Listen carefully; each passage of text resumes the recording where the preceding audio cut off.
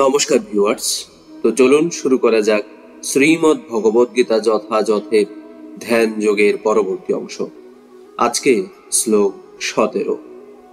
যুক্তাহার বিহারস্য যুক্ত চেষ্টস্য কর্মসু যুক্ত স্বপ্নাববোধস্য যোগ ভবতি দুঃখঃ।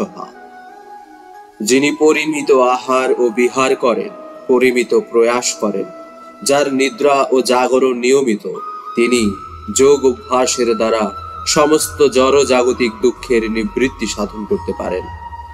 তাৎপর্য: আহার, নিদ্রা, ভয় ও মৈথুন এগুলি দেহের প্রবৃত্তি। এদের সংযত না করা হলে এরা যোগ অনুশীলনের উন্নতি সাধনে বাধা সৃষ্টি করতে পারে।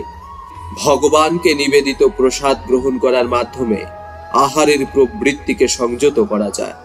ভগবদ গীতা অনুসারে ভগবান শ্রীকৃষ্ণকে অন্ন, শাকসবজি, ফুল, ফল, দুধ ইত্যাদি নিবেদন করা যায়।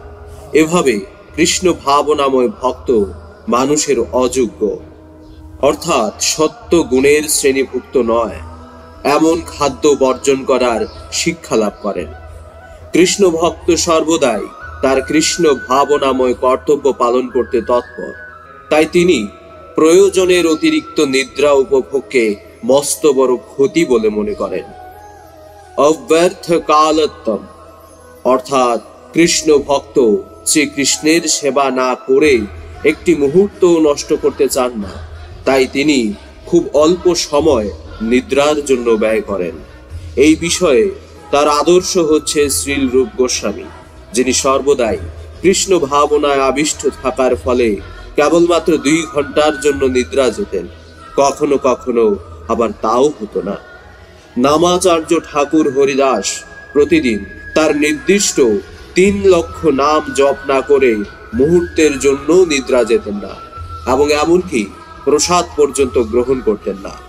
কৃষ্ণ সেবা ছাড়া কৃষ্ণ ভক্ত আর কোনো কর্মই করেন না। তাই তার প্রতিটি কর্মই সংযত এবং ইন্দ্রিয় তৃপ্তির কলুষ থেকে মুক্ত। কৃষ্ণ ভক্তের যেহেতু ইন্দ্রিয় তৃপ্তির বাসনা থাকে না, তাই তার জড় সুখ ভোগের কোনো অবকাশও নেই। যেহেতু তার কর্ম, বাক্য, নিদ্রা, জাগরণ এবং সব রকমের দৈহিক কার্যকলাপ সুনিয়ন্ত্রিত, তাই তিনি কখনোই জড় জাগতিক ক্লেশ ভোগ করেন না।